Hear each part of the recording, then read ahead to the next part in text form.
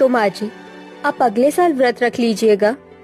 लेकिन बहू, ऐसा नहीं होता है। मैंने शुरू से ही छठ मैया का व्रत रखा है, और अगर इस साल नहीं रखूंगी तो मन बेचैन रहेगा। माँ जी, अगर छठ पूजा का व्रत रखना इतना ज्यादा ही जरूरी है तो इस साल आपकी जगह हम पांचों छठ मैया का व्रत रखेंगे। लेकिन बहू, छठ पूजा का व्रत रखना इतना भी आसान नहीं है। ये पूरे 36 घंटे का व्रत होता है। माँ जी, चाहे ये व्रत कितना भी कठिन क्यों ना हो, लेकिन हम पांचों ये व्रत रखेंगे आपके लिए। अपनी बहुओं की बात सुनकर गीतांजलि काफी ज्यादा खुश होती है। पांचों बहुएं सबसे पहले मिलकर छठ पूजा में इस्तेमाल होने वाली चीजों की एक लिस्ट तैयार करती है। अरे बाप रे बाप, इतना सारा सामान! इसे खरीदने में तो हम सबके पतियों की जेब खाली हो जाएगी। घर में जो घर खर्चा के लिए पैसे रखे हुए हैं, अब उन्हीं में से हमें ये सब सामान लाना होगा। बाकी सामानों का तो मुझे नहीं पता, लेकिन ये नारियल और फल का इंतजाम हम आसानी से कर सकते हैं, वो भी बिना पैसों के। कैसे किरण? ओहो, तुम भूल गए क्या सभी? जब हम लास्ट टाइम जंगल गए थे तो वहाँ बहुत सारे नारियल के पेड़ लगे हुए थे, और फलों के भी। हम चाहे तो छठ पूजा के लिए वहाँ से फल ला सकते हैं। पांचों बहुएं छठ पूजा के व्रत के लिए बड़ी सी टोकरी लेकर जंगल में पहुंच जाते हैं। इस जंगल में ढेर सारे अलग अलग तरह के फल थे। साथ ही साथ पांचों बहुओं को नारियल भी मिल जाते हैं। नारियल फल लेकर पांचों बहुएं रात तक घर आ जाती हैं। फल और नारियल का इंतजाम कर लिया, लेकिन अब बाकी चीजों का कैसे इंतजाम करेंगे? पांचों बहुएं इसी सोच में रात भर ठीक से सो नहीं पाती और अगला दिन आ जाता है। छठ पूजा में अब सिर्फ 5 दिन रह गए हैं। सभी लोग छठ पूजा की तैयारी में लग गए हैं। टोकरियां, गन्ने, पूजा का सारा सामान लोग खरीद रहे हैं, और हमारे पास तो कुछ भी नहीं है। हे छठी मैया, हम पहली बार आपका व्रत रखने जा रहे हैं, और कितनी सारी मुश्किलें आ रही हैं। अब इन मुश्किलों से तुम ही हमें बाहर निकालो छठी मैया। पांचों बहुएं घर खर्ची के पैसों को लेकर बाजार में बाकी सामान खरीदने के लिए जाती हैं, लेकिन छठ पूजा होने की वजह से छोटी से छोटी चीज काफी ज्यादा महंगी होती है। पांचों बहुएं उदास होकर जब घर आ रही होती हैं कि तभी रास्ते में उन्हें एक पड़ोसी मिलता है। अरे गगन काका, आप कुछ परेशान लग रहे हैं, सब ठीक तो है ना? अरे बिटिया, तुम लोग तो जानती हो ना कि मैंने इस साल गन्ने की खेती की थी, लेकिन गन्ने की कटाई के लिए कोई नहीं मिल रहा है। अगर समय से गन्ने नहीं कटे तो गन्ने खराब हो जाएंगे। काका, अगर आप कहे तो हम गन्ने की कटाई कर दें, बस आप इसके बदले हमें कुछ गन्ने और पैसे दे दीजिएगा। सौम्या की बात सुनकर गगन हाँ कर देता है, जिसके बाद अब पांचों बहुएं मदन के गन्ने के खेत में जाती हैं और गन्ने की कटाई करने लगती हैं। सौम्या, मानना पड़ेगा, तुम्हारा आइडिया तो बड़ा कमाल का। गन्ने की कटाई के साथ साथ गन्ने और पैसे दोनों हमें मिल रहे हैं। छठ पूजा के लिए पांचों बहुओं के पास ढेर सारे गन्ने भी जमा हो जाते हैं, जो काफी ज्यादा थी। उसकी कटाई के बदले कुछ पैसे भी मिल जाते हैं। मुझे तो लगता है कि हम छठ पूजा का व्रत रख ही नहीं पाएंगे। क्यों शीतल, ऐसा क्यों कह रही हो? हमारे गांव में छठ पूजा के लिए जो नदी बनी है वो अभी से ही भर चुकी है। गांव के कुछ लोगों ने नदी में छठ पूजा के लिए टिकट बेचना शुरू कर दिया है। जिसके पास टिकट होगी वही नदी में जाकर छठ पूजा कर सकता है। अब तक तो सारी टिकट भी खत्म हो गई होगी, और बिना नदी के हम तो छठ पूजा का व्रत भी पूरा नहीं कर सकेंगे। जैसे तैसे करके पांचों जुगाड़ू बहुओं ने छठ पूजा के व्रत का थोड़ा थोड़ा सामान तो इकट्ठा कर ही लिया था, लेकिन अब समस्या नदी की थी। अगर हमारे आंगन में ही कोई पानी का गड्ढा होता तो हम उसमें ही छठ पूजा कर लेते। तो हम भी तो ये कर सकते हैं।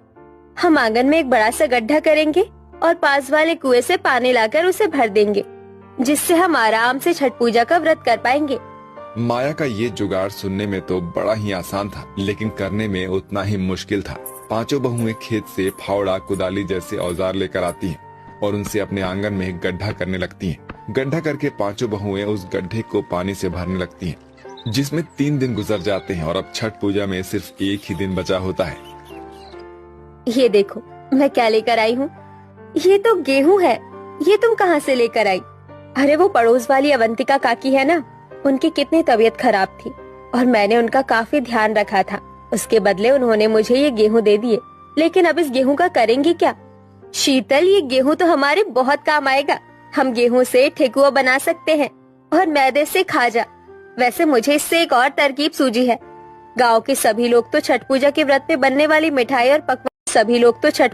मिठाई और पकवान घर में ही बनाते हैं, लेकिन शहर की औरतों के पास ना ही इतना समय होता है। हम इससे खाजा और ठेकुआ शहर में ले जाकर बेचेंगे। क्या पता इससे हमारी थोड़ी बहुत और कमाई हो जाए। पांचों बहुएं मिलकर गेहूं को अच्छे से धोकर उसके सफेद भाग को अलग कर देती हैं, जिन्हें वो घर में रखी चक्की की मदद से पीसकर मैदा बनाती हैं, और बाकी के हिस्से से आटा, और आटे और मैदे से पांचों जुगाड़ू बहुएं ठेकुआ और खंजर बनाकर तैयार कर देती, जिसके बाद अब किरण और नैना उन्हें अपने शहर में ले जाकर बेचती हैं। वहीं माया, शीतल और सौम्या आंगन में खोदे हुए गड्ढे की मिट्टी से मटके वाले दिए बनाती हैं और उन्हें गांव के बाजार में बेचती हैं।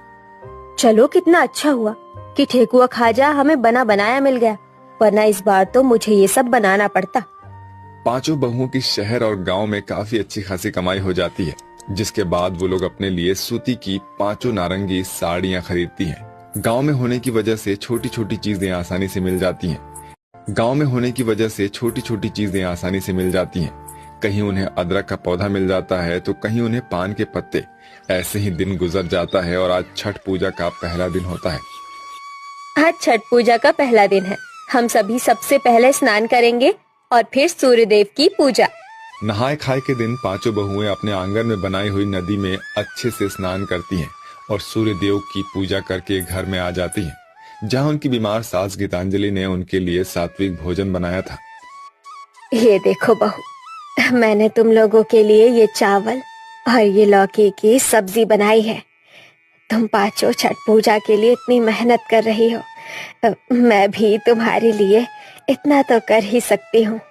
पांचों बहुएं सात्विक भोजन को ग्रहण करती हैं और उसके बाद फिर से अपनी बनाए हुए मटके के दिए, गन्ने, पान के पत्ते, अदरक के पौधे और बांस की टोकरियों को बेचने के लिए निकल जाती हैं। ये बांस की टोकरियां मजबूत तो है ना? अरे हाँ बहन जी, बहुत मजबूत है। इतनी मजबूत है कि आप इसमें खुद भी बैठ सकती हो। ये हम लोगों ने अपने हाथों से बनाई है। माया के पिताजी बांस की चीज बनाकर बेचा करते थे, जिसके चलते माया को भी बांस की टोकरी बनानी आ गई थी।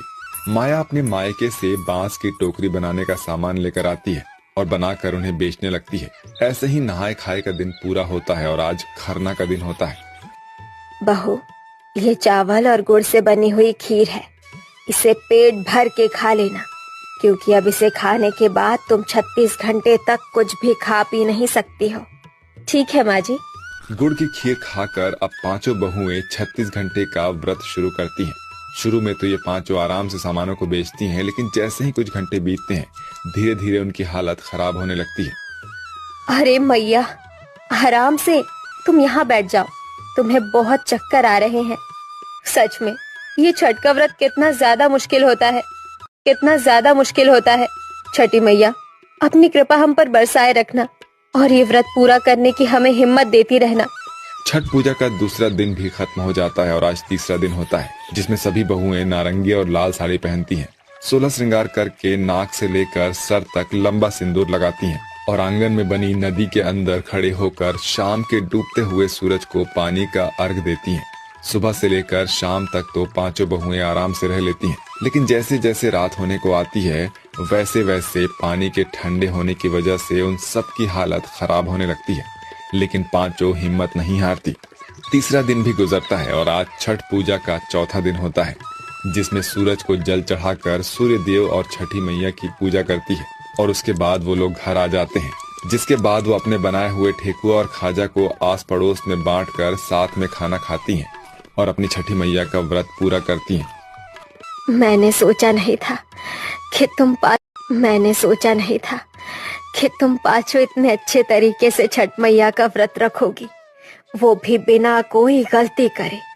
घर में चीज न होने के बावजूद भी तुम लोगों ने अपनी सूझबूझ और जुगाड़ू तरीके से चीजों का इंतजाम किया और छठ पूजा का व्रत पूरा किया। छठ मैया तुम पांचों से जरूर प्रसन्न होंगी। गीतांजलि की बात जल्द ही सच साबित होती है। जहां पहले फैक्ट्री में गीतांजलि के पांचों बेटे काम करते थे, अब उन लोगों की अच्छी अच्छी जगह पर नौकरी लग जाती है, जिससे उनके घर के हालात काफी ठीक होने लगते हैं। और गीतांजलि के ठीक होने के बाद पांचों बहुएं अब हर साल अपनी सास के साथ छठी मैया का व्रत